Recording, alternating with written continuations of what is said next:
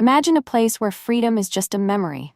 A place built to contain the most dangerous people, sealed off from the world so tightly that escape is unthinkable. This is CECOT, the world's most secure prison, located in El Salvador.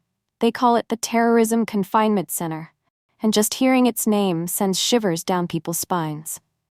It was built to house the country's most violent gang members, the ones responsible for terrorizing neighborhoods, for murders, extortion, and countless other crimes. But behind the walls of CECOT, they are just numbers. Stripped of power, stripped of identity. It's a place where hope goes to die. When I first heard about CECOT, I couldn't believe it was real. A prison that holds over 40,000 inmates surrounded by massive walls topped with electric fences, guarded by soldiers who never let their eyes wander. A place designed to break the human spirit. I had to see it for myself. I needed to understand what life was like behind those walls, how it felt to live every day in a cage with no way out. But getting inside wasn't easy. The government doesn't like to show the world what happens in CECOT. It took weeks of phone calls, emails, and waiting for approvals.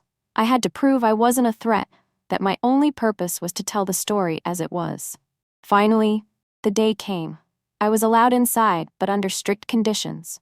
No cameras, no recording devices, no contact with the inmates unless authorized. As I approached the gates, a wave of fear washed over me. The walls were so high they seemed to touch the sky, covered in barbed wire that glinted under the harsh sun. Armed guards stood like statues, their faces hard, their eyes cold. They watched my every move, their fingers resting on their rifles. There was no turning back. Stepping inside, the first thing that hit me was the silence. It wasn't the silence of peace but of control, heavy and suffocating. In CECOT, every movement is monitored, every sound analyzed. The walls seemed to close in, the air thick with tension. It felt like the building itself was alive, feeding off the fear and despair trapped within. I was led through a series of security checkpoints, each one more intense than the last. Body scanners, metal detectors, guards who searched every pocket, every crease. There was no privacy here. Not for the inmates, not for anyone. When I finally reached the inner compound, the reality of CECOT hit me like a punch to the gut. The prisoners were kept in tiny cells with barely any light, packed together like sardines. They slept on concrete floors, their bodies curled up to fit the narrow space. There was no furniture, no bedding, nothing that could be turned into a weapon. They weren't allowed to speak, not even to each other. Silence was enforced with brutal efficiency. I watched as a group of prisoners shuffled past, their heads down, their hands tied behind their backs. They were barefoot, dressed in white shorts with their torsos exposed, revealing tattoos that told the story of their lives. Gang affiliations, loyalty, violence. Their faces were blank, drained of hope. These were men who once ruled the streets with fear, who commanded respect and power. But here, they were just numbers. Here, they were powerless. The guards moved them like cattle, barking orders with no patience for hesitation. I saw one man stumble, his body weak from confinement. A guard struck him across the back, and he fell to his knees. But he didn't cry out. He didn't even look up. He just struggled to his feet and kept moving. In CECOT, pain is just another part of life. I spoke with one of the guards, a man named Carlos. He was young, maybe in his late 20s, his face hard but his eyes tired. He told me about the inmates, how they were the most violent criminals in the country, responsible for murders, extortion, for ruining countless lives. They got what they deserved, he said coldly.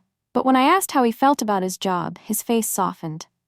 It's not easy, he admitted. Seeing them like this, like animals in cages, sometimes I wonder if we're losing our humanity. He showed me the surveillance room where dozens of screens displayed every corner of the prison. Cameras watched every cell, every hallway, every movement. There was no escape, no privacy. We can't take any chances, Carlos explained. One slip and chaos could break out. He told me about the riots that happened in other prisons, the violence, the bloodshed. We won't let that happen here, he said, his voice firm. We control everything. We have to.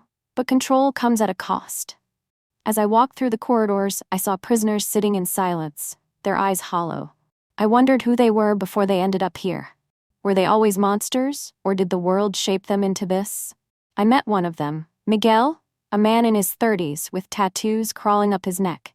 He agreed to speak to me through the bars of his cell, his voice low, almost a whisper. I did terrible things, he confessed. I hurt people. I took lives. But in here, I've had time to think, to regret. His eyes were wet, his hands trembling. I don't expect forgiveness, but sometimes I wish I could go back. Miguel told me about his childhood, growing up in poverty, surrounded by violence. Joining a gang wasn't a choice, he said. It was survival. Out there, I was powerful, I was feared. But in here, I'm nothing. His words haunted me long after I left his cell. It was easy to see the prisoners as villains, as monsters locked away to protect the world. But they were also men, broken, lost, haunted by their pasts. I left CECOT with more questions than answers. Questions about justice, about humanity, about whether locking people away forever truly solves anything. Outside the gates, the sun was shining. I took a deep breath of fresh air, grateful for the freedom I often took for granted. But I couldn't shake the feeling that a piece of me was still inside those walls, trapped with the men society chose to forget.